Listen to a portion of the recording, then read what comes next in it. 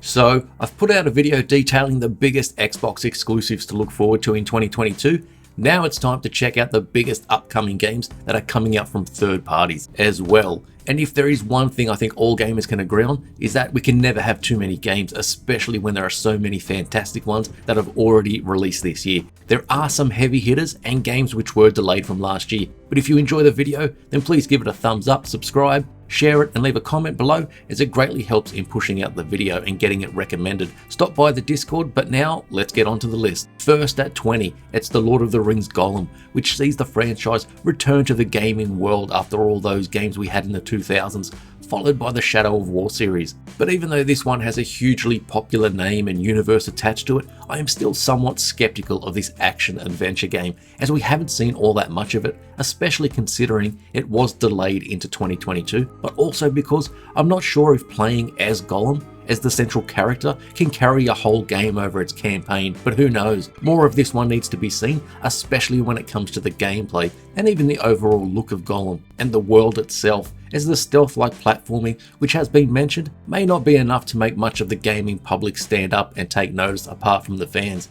At number 19, it's Evil West, and this won't be the last time we talk about vampires here.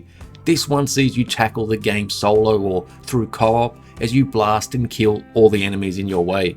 You can unlock perks to give you new abilities, plus upgrading your weapons. Checking out the third-person action, it looks violent and bloody and brutal, and looks like a lot of fun really. The game will need to have a variety of cool weaponry and abilities as well, plus I'm hoping that replayability factors in as well. Maybe different builds you can try out, or where the weapons really change up how you fight. If there's a good amount of different levels and environments to battle in, ones that blend parts of the real-life Wild West and that of the fictionalized world of Evil West. Then for 18, it's Test Drive Unlimited Solar Crown, and this series I used to play the hell out of back in the early days of the Xbox 360. The power of that console made this open world racer look fantastic with the HD visuals and all the rest, but now it's back, but it's also back in a different gaming landscape these days, where in my opinion, the Forza Horizon series takes the open world racing crown. So Test Drive Unlimited Solar Crown has a one-to-one recreation of Hong Kong, which should have a fantastic blend of city and country driving, so expect a large map, but also one that offers variety in terms of terrain and the look of everything in the daytime or at night when the city lights up. Hopefully there is a large roster of cars and some customization, both for your driver and the cars themselves. Next at 17, it's Sonic Frontiers, and I'll be honest, I haven't cared about Sonic since the Dreamcast days, and the best Sonic material to come out since then was the movie. The relevance of the character has been declining for years, but hopefully Sonic Frontiers can deliver something fast and most of all fun, which the series has lacked a lot of in recent years. But it's the 30th anniversary, so this has to deliver. Set in a more open world this time around, but just how open world that isn't really known, but seeing as Sonic is such a fast character, it would have to be a decent size. With lush areas, it definitely looks like a place you would want to play in, and I'm hoping the platforming side of things and the classic Sonic gameplay we all know translates into this new direction, but we will have to wait and see how it turns out. Then for 16, it's Little Devil Inside, and this one may or may not make it to Xbox consoles this year, as it's coming after the other platforms, but this one looks like a bit of a gem with a great art style. You play as an explorer, either solo or co-op, in this action adventure as you take on monsters, but there is also a more basic survival element as well. This isn't some hardcore survival game, but you will need to do things such as collecting water or chopping wood in order to make fire. But of course you are killing monsters, so you have a variety of weapons such as guns or bombs. There is also a hub-like area where you can go before going off on the different missions. With some roguelike elements also said to be in the game, this could be something special when it eventually shows up on Xbox. Then for 15, it's Saints Row, and so I'm not the biggest Saints Row fan out there, and with each game I become less and less interested, although I did really like the opening scenes from Saints Row 4. But they became more outlandish and intentionally lost focus of the earlier games, which was trying to be their own sort of Grand Theft Auto imitation, which I actually preferred, But now it's time for Saints Row to reinvent itself, and this one thankfully is basically rebooting the franchise with more of a focus on gangs and gang warfare, and I'm hoping for a more realistic tone, setting, story, weapons, and basically everything else when compared to the later Saints Row games. This has been coming for a while now, and hopefully it hits in 2022 and gives gamers something new, but also something that Saints Row can make its own. For number 14, we go back to Pandora with Avatar: Frontiers of Pandora, and can you believe it was 2009 when the movie came out and we still haven't seen the sequels yet? But this game is coming from Ubisoft, who I've always felt create really well realized open worlds with a good amount of detail so they feel lived in, but I'm hoping that this isn't a huge map with hundreds of icons scattered around, and instead they implement more of a system of exploration and discovery so it all feels a bit more organic, and that would really gel well with Avatar and its world. This will really benefit from the new console generation, with it only available on the new systems and PCs. So I'm expecting the world, the creatures and the characters all to be fully realized and have the detail that we want everything to have. For number 13, it's Marvel's Midnight Suns, and it's definitely not the last superhero game on the list. And this one is a tactical role-playing game, and of course is set in the Marvel universe, like about half the movies that come out these days, it seems. But here gamers will be creating their own superhero characters with their own look and with dozens of options for players when it comes to choosing their superpowers. But this one is less action oriented, so don't go expecting a third-person action fest here, with it being more along the tactical lines like an XCOM game. Plus, there appears to be ability cards that are dished out at the beginning of each mission, which can cause effects to your opponents or to you or your teammates. Hopefully the games industry has learnt its lesson from the forgettable Marvel's Avengers game and the fantastic Guardians of the Galaxy game. And for number 12, we have Vampire: The Masquerade Swansong. And who knows, this may be the last thing we hear about this series, with Bloodlines 2 seeming to be in a bit of a development hell. But hopefully we see it one day. But here is of course another game focused on vampires, but in a much different genre. This one plays out more like the Telltale games such as The Walking Dead or The Wolf Among Us.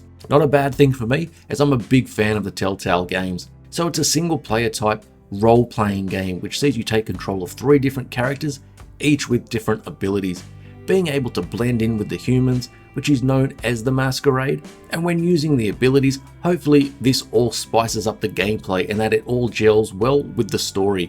If they can improve on the gameplay in the Telltale games by making it more game-like and interesting, plus have a deep, bloody and gripping narrative which ties us over until the Bloodlines sequel, this could be a sleeper hit. This one is EXOMECHA, and of course this one is for those gamers who crave the online competitive shooter world and for some reason don't have enough choices already. This one is also free to play, and really I don't put a lot of faith in these before release because of all the microtransactions or technical issues they can usually have, but upon first glance this looks like a damn good looking game filled with over the top action and what seems like some interesting movement mechanics along with the vehicle combat as well. Players also have their own personal mechs, which of course reminds me of Titanfall, so balance could be an issue, but it's good to see them back in a game. What seems interesting though is that of an AI controlled fire breathing dragon that shows up and wreaks havoc on the battlefield. If this is something cool or annoying, who knows, but at least EXOMECHA has a few things in it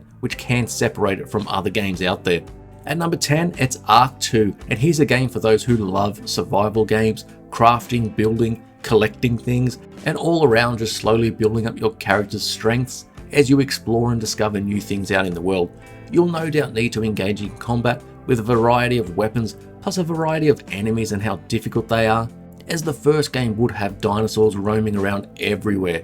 And well, it was a dangerous place, that's for sure, especially for a number of hours when first starting out, as you were very weak and didn't have a whole lot of items or anything really. And that then brings us to the grinding associated with the original game, and if the sequel will take a similar path or if it's more accessible and less time consuming. Each way will look attractive to different players, but I'm definitely looking forward to checking this one out on the Xbox Series hardware. For number 9, it's Lies of P, and this one has a chance of coming out this year, but it may slip into 2023. But it sounds like something pretty damn cool and unique in its characters and story and the mechanics. The game implements a lie system where, depending on what you as the main character say and do, gameplay can be dynamically affected. Now, how much it actually gets affected and in what ways isn't known as yet, but hopefully it's something meaningful and not something hollow, which sounds intriguing but ultimately falls flat in implementation. But this also looks compelling when you consider that it's based on the classic story of Pinocchio, except much darker and more violent in this action-adventure Souls-like game. If all the pieces can come together well, a solid and fun combat system, dark and moody world, and good story, then this could be something pretty damn interesting. For number 8, it's the Callisto Protocol, which is a third-person survival horror game, and besides being something I'd be interested in playing anyway, this is being developed by a studio founded by Glenn Schofield, who co-created the Dead Space series, which was just excellent, especially the first and second games. If the Callisto Protocol can capture the mood and tension of the Dead Space setting, and then wrap it all up with a really intense and moody setting, then this could be awesome. It takes place on Callisto, one of the moons of Jupiter, where you play a prisoner where an alien invasion happens. So of course, not some sort of amazing premise or anything like that. If it can nail the things I mentioned before, plus have some good action or gunplay, just like Dead Space, then I'm definitely looking forward to this one. Coming in at number 7, it's Crimson Desert, and this started off as a prequel to the Black Desert online game, but has since morphed into a single-player, story-driven game, but set in the same universe as Black Desert Online. But personally, I'm glad for the change, as the online game didn't really interest me for all that long when I was playing it. Visually, it looks good, with some nice destruction going on, well, at least in the cutscenes, but the combat itself looks to be quite good, and hopefully there are some fantastic weapons and armor which we can equip to our character. I'm looking forward to seeing a lot more of this one, as I'm a big fan of open world games and RPGs, so hopefully it can compete with the best ones out there and have a quality story to go along with its medieval world. For number 6, it's Gotham Knights. So it's yet another superhero game, but I'm eager to revisit Gotham City on the new gen hardware, and this is you playing as one of 4 playable characters in that of Batgirl, Robin, Nightwing and Red Hood, and of course each has their own abilities and moves, but this one can be played co-op as well, which I think is one of the most exciting parts of it. This already received a delay as well, which I see as a good thing, as I want this to come out feature complete. The story is set right after the death of Batman, so I'm also hoping that we get to investigate the ins and outs of what happened leading up to his death, but also that the action stacks up over a long playtime. I think this is going to be one of the bigger titles hitting at the end of the year. Then at number 5, it's A Plague Tale Requiem, and this makes it so high for a simple reason. The first game was fantastic. It was a huge sleeper hit, which didn't register on my radar until I actually played it. Visually fantastic, great setting and story, memorable characters. This one picks up at a time after the ending of the first game, with the 2 main characters now older, and it's said that it will have slightly more combat when compared to the first game, but will still incorporate stealth as you use different tools and supernatural abilities as you make your way through the campaign. This one will no doubt carry on the first game's beauty and hopefully strengthen further the emotional relationship between the 2 characters. I can't wait to play this one. Up at number 4, it's Starfield, and I included this on another list where I mentioned that I really doubt this won't at least deliver a very solid and enjoyable game, as I've liked all of Bethesda's Fallout and Elder Scrolls games, but I really want to see the actual gameplay and size of the worlds or planets that make up this universe. And another major area I want Starfield to deliver in is that of the stories and characters, because it may be different, but a sci-fi RPG will of course be compared to the legendary Mass Effect series. Bethesda really haven't nailed a really memorable story or characters yet, so I'm hoping they do, and that is the showcase for the Xbox Series X and S. However, it turns out Starfield is going to be a huge release later this year, and is easily one of the most anticipated games since it was first announced. I'm expecting some gameplay and a more in-depth look at it over the coming months. For number 3, it's Atomic Heart, which has a release date for the last quarter of this year, and hopefully it meets it, but this first-person action role-playing game just seems like one of the most interesting and unique games in recent memory, and it will remain that way if all of its different parts can work together. Taking place in the Soviet Union in an alternate 1955, Players go about defeating enemies with both melee weapons and guns, being able to take parts or pieces off the robot enemies, plus find items around the game world. These can all be used in order to craft new items as well. There was a discussion that it had a few development problems a couple of years ago, but I'm hoping that really everything about it can come together. Well, as judging by what has been shown already, it looks like something I definitely want to check out.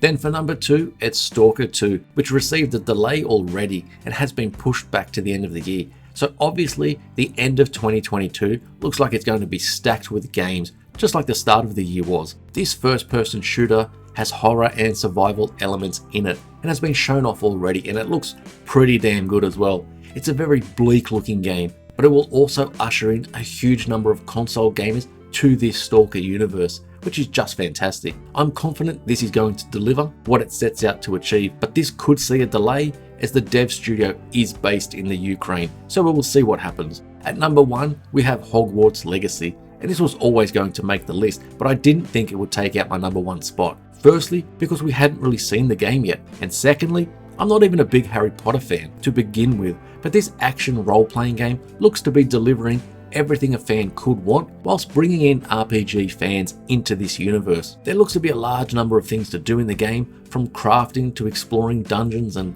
learning new spells. I'm just hoping that it delivers in all areas, as we've seen other games show off certain parts which look impressive, but then is maybe a bit of a letdown in the final game. But so far, Hogwarts Legacy looks great and I can't wait to play it. So there's the top 20 games I'm looking forward to for the rest of the year. I'm expecting some yet unannounced games to come out too. But which ones are you looking forward to most? Please let me know down in the comments, as it really helps the video get recommended. Give it a thumbs up, subscribe, share it around, and stop by the Discord, and I'll catch you on the next video.